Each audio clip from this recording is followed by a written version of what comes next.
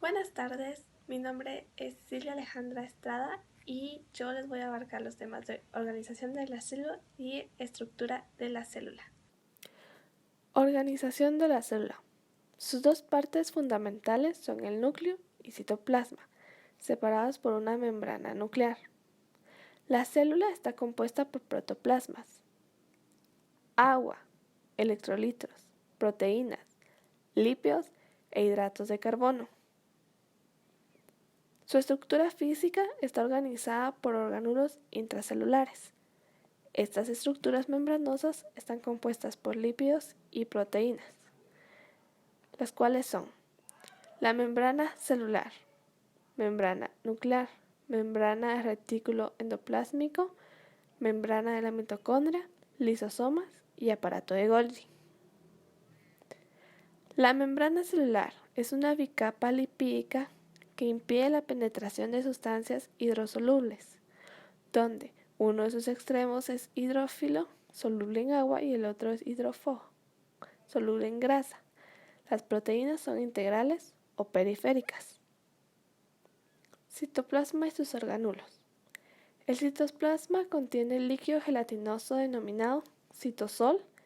En él se encuentran también proteínas, electrolitos y glucosa disuelta. También es el lugar de 5 orgánulos importantes: retículo endoplásmico, aparato de Golgi, mitocondria, lisosomas y peroxisomas. El retículo endoplásmico, lo primero que se piensa es una síntesis, que se puede dar en dos procesos: retículo endoplásmico rugoso y retículo endoplásmico liso. El retículo endoplásmico rugoso se encarga de sintetizar nuevas moléculas proteicas. En cuanto al retículo endoplásmico liso, da una síntesis de sustancias lipídicas. Aparato de Golgi. Íntimamente relacionado con el retículo endoplásmico. Es predominante en las células secretoras. Tiene como función modificar y empacar lípidos, proteínas y sintetizar carbohidratos. Lisosomas. Son orgánulos vesiculares formados por rupturas del aparato de Golgi, dispersándose por todo el citoplasma. Ellas son las encargadas del aparato digestivo intracelular, permitiendo que la célula digiera: primero, estructuras celulares dañadas; segundo, partículas de alimento que ha ingerido; y 3, sustancias no deseadas como las bacterias. Es una degradación de desechos mediante una fagocitosis o endocitosis según fuera necesario.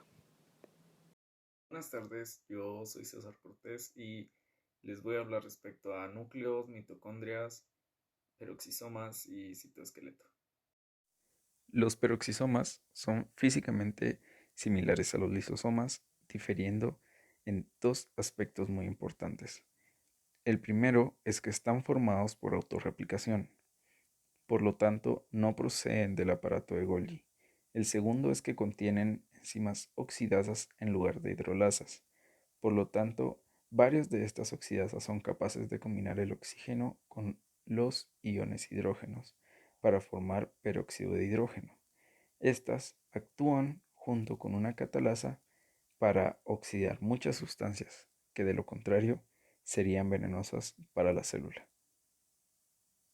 Las vesículas secretoras em, cumplen una de las funciones muy importante de muchas células, la cual es la secreción de sustancias químicas especiales. Casi todas estas sustancias secretadas se forman en el sistema retículo endoplasmático, aparato de Golgi, y son liberadas desde el aparato de Golgi hacia el citoplasma en forma de vesículas de almacenamiento conocidas como vesículas secretoras o gránulos secretoras. Estas dentro de sí almacenan proenzimas proteicas que son agregadas más tarde a la membrana celular hacia el conducto pancreático para realizar funciones digestivas sobre el alimento en el aparato digestivo. Las mitocondrias también son llamados centros neurálgicos. Sin ella no seríamos capaces de extraer energía suficiente de los nutrientes y en esencia cesarían todas las funciones celulares. Las mitocondrias se encuentran en todas las zonas del citoplasma de la célula, pero su número total en cada una de ellas varían de menos de 100 hasta varios miles de mitocondrias. Las células del músculo cardíaco, los cardiomiocitos, utilizan grandes cantidades de energía y por eso tienen muchos más mitocondrias que otras células que no requieren de tanta energía, ya sea los adipocitos. Además de esto, las mitocondrias se concentran en aquellas porciones de la célula que son responsables de la mayor parte del metabolismo energético. La estructura base de la mitocondria está compuesta principalmente por dos membranas de bicapa lipídica proteica, una externa y una interna. Los plegamientos múltiples son formados por compartimientos o túbulos denominados crestas, en los que se unen las enzimas oxidativas. Dichas crestas proporcionan una gran superficie para que tengan lugar las reacciones químicas. La cavidad interna de la mitocondria está llena con una matriz que contiene grandes cantidades de enzimas necesarias para extraer energía de nutrientes. Estas enzimas actúan asociadas a enzimas oxidativas de la cresta para provocar oxidación de nutrientes, formando dióxido de carbono y agua, y al mismo tiempo liberando energía. La energía liberada se usa para sintetizar triofosfato de adenosina o también llamado ATP. El citoesqueleto es una red de proteínas fibrilares organizadas habitualmente en filamentos o túbulos que son originadas como moléculas proteicas sintetizadas por los ribosomas. Las moléculas precursoras polimerizan después para formar filamentos. Todas las células utilizan un tipo especial de filamento rígido formado por varios polímeros de tubulina para construir estructuras tubulares fuertes, o sea, los microtúbulos. El núcleo. El núcleo es el centro de control de la célula que envía mensajes para que crezca y ésta madure, replique o se muera. Contiene grandes cantidades de ADN que comprende los genes que son los encargados de determinar características de las proteínas celulares como las proteínas estructurales y enzima intracelulares, que son las encargadas de controlar las actividades citoplasmáticas y nucleares. Además, también controlan y promueven la reproducción de las mismas. La membrana nuclear. Esta consiste en dos membranas de bicapa separadas. La membrana externa es una continuación del retículo endoplasmático del citoplasma y el espacio que queda entre las dos membranas nucleares. También es una continuación con el espacio interior del retículo endoplasmático. Varios miles de poros nucleares atraviesan la membrana nuclear. En los bordes de estos poros hay unidos grandes complejos de moléculas proteicas, de forma que la zona central de cada poro mide solo unos 9 nanómetros de diámetro, tamaño suficientemente grande como para permitir que las moléculas de un peso molecular de hasta 44.000 las atraviesen con facilidad razonable. Los nucleolos. Los nucleolos, a diferencia de la mayoría de los organelos, no tienen una membrana limitante, pues consiste en una acumulación simple de grandes cantidades de ARN y proteínas de los tipos encontrados en ribosoma. El nucleolo aumenta de tamaño considerablemente cuando la célula se está sintetizando proteínas activamente. La formación de los nucleolos comienza en el núcleo. Primero, los genes específicos del ADN de los cromosomas dan lugar a la síntesis de ARN, parte del cual se almacena en los nucleótidos, aunque la mayoría se transporta hacia afuera a través de los poros nucleares hacia el citoplasma, donde se usan junto con proteínas específicas para ensamblar ribosomas que tienen papel esencial en la formación de proteínas del citoplasma. Buenas tardes, mi nombre es María José Escobar y yo les estaré abarcando los temas de autólisis, autofagia, síntesis de estructuras en el retículo endoplásmico y el aparato de Golgi y locomoción celular. Digestión de las sustancias extrañas inducidas por pinocitosis y fagocitosis dentro de la célula por los lisosomas.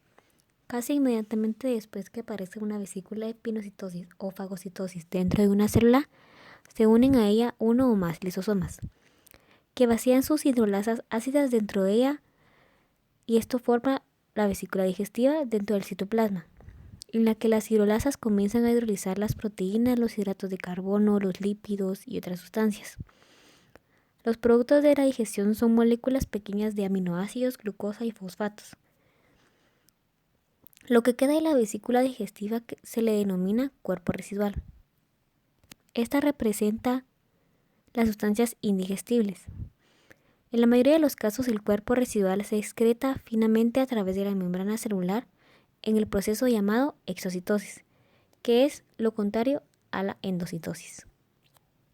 Regresión de los tejidos y autólisis de las células dañadas.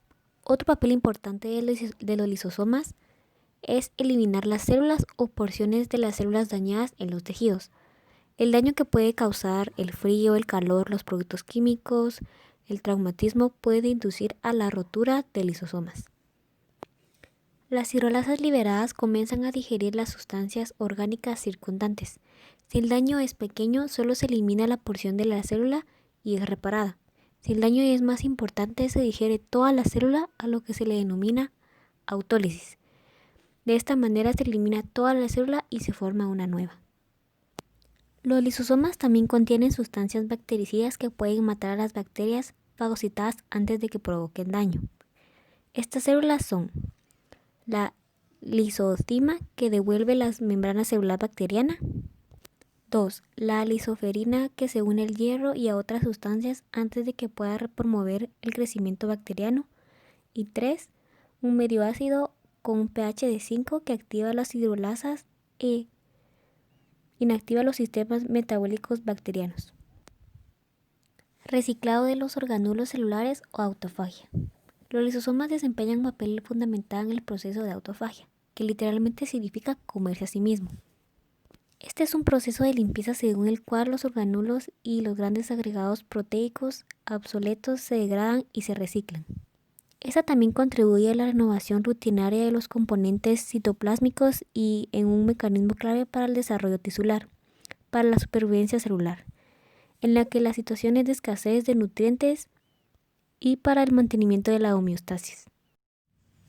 Funciones específicas del retículo endoplásmico. La mayor parte de la síntesis de las sustancias que necesita la célula comienza en el retículo endoplásmico. La mayor parte de estos productos pasan al aparato de Golgi, donde son liberados en el citoplasma. Funciones. Las proteínas se forman en el retículo endoplásmico rugoso. La porción granular del retículo endoplásmico se caracteriza por un gran número de ribosomas unidos a las superficies externas de la membrana del retículo endoplásmico. Las moléculas proteicas se sintetizan en el interior de las estructuras de los ribosomas, que extruyen parte de las moléculas proteicas sintetizadas directamente hacia el citosol, y también extruyen muchas de las moléculas a través de la pared del retículo endoplásmico hacia la matriz endoplásmica. Síntesis de lípidos en el retículo endoplásmico lisio. El retículo endoplásmico también sintetiza lípidos, especialmente fosfolípidos y colesterol. Estos lípidos se incorporan rápidamente a la bicapa lipídica del propio retículo endoplásmico, provocando que su crecimiento sea mayor. Para evitar que el retículo endoplásmico crezca más allá de las necesidades de la célula, están las vesículas de transporte, que separan continuamente del retículo liso, y la mayor parte migra después rápidamente hacia el aparato de Golgi. Otras funciones del retículo endoplásmico. 1. Proporciona enzimas que controlan la escisión del glucógeno cuando se tiene que usar el glucógeno para energía. 2. Proporciona una gran cantidad de enzimas que son capaces de detoxificar las sustancias como los fármacos que podrían dañar la célula. Esta consigue la detoxificación por coagulación, por oxidación, hidrólisis, coagulación del ácido glucurónico y otras formas. Funciones del aparato de Golgi.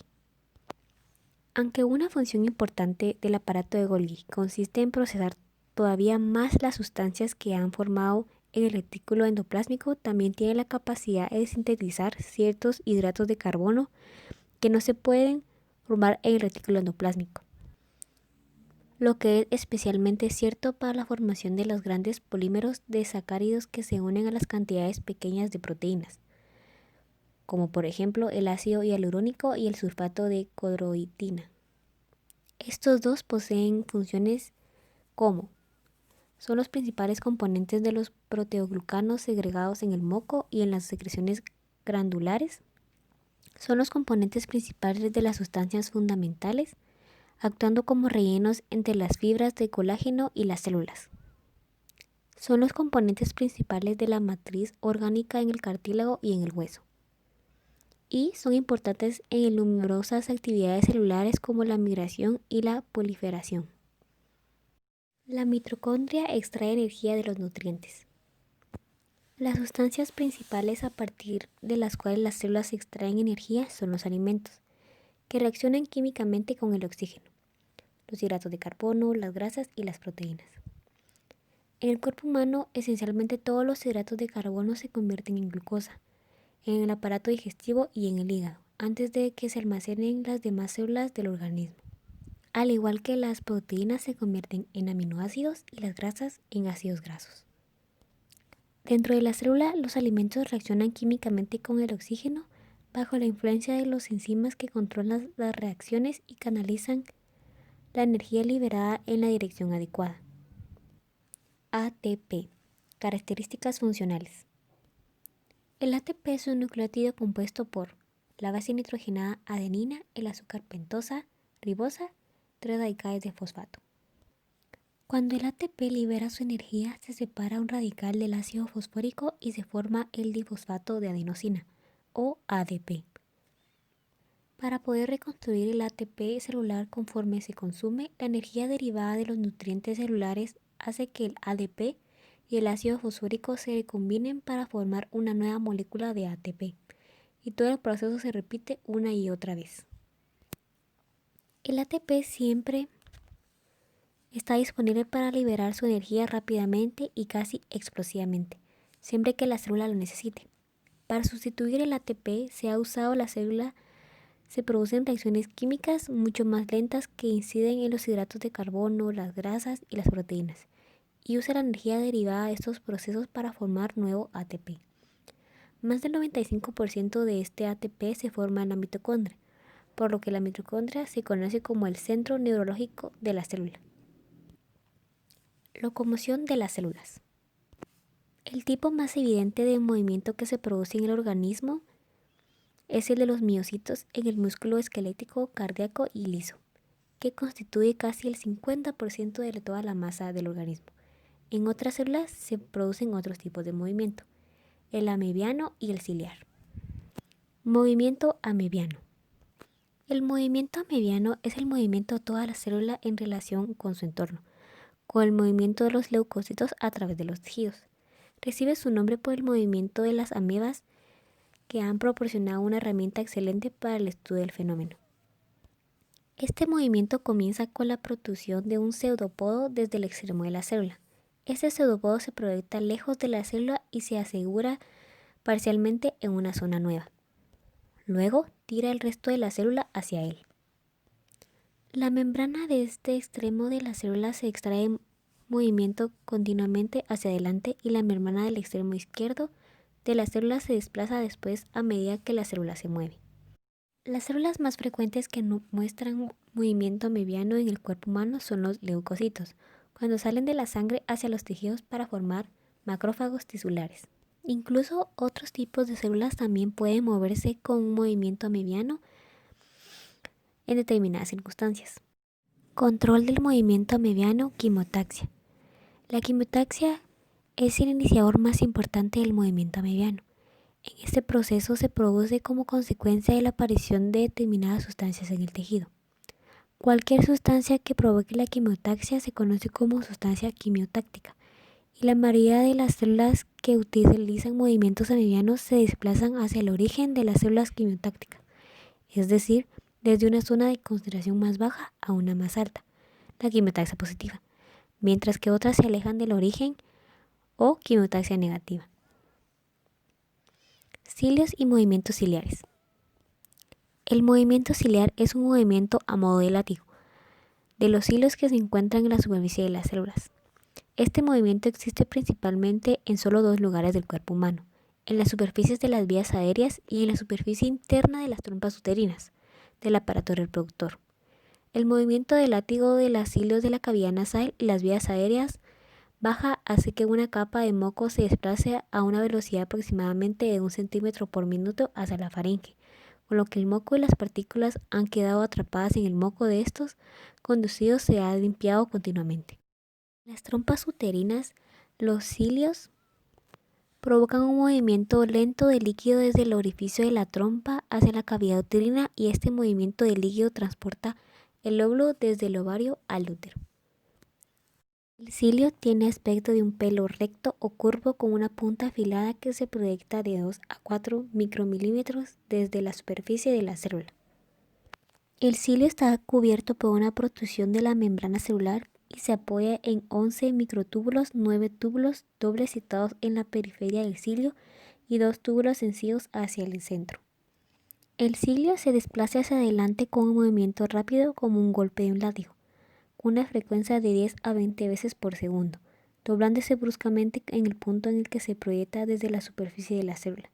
Después vuelve lentamente hacia atrás a su posición inicial. Este movimiento rápido de tipo látigo de empuje anterógrado desplaza el líquido que se encuentra adyacente a la célula en la dirección en la que se desplaza el cilio.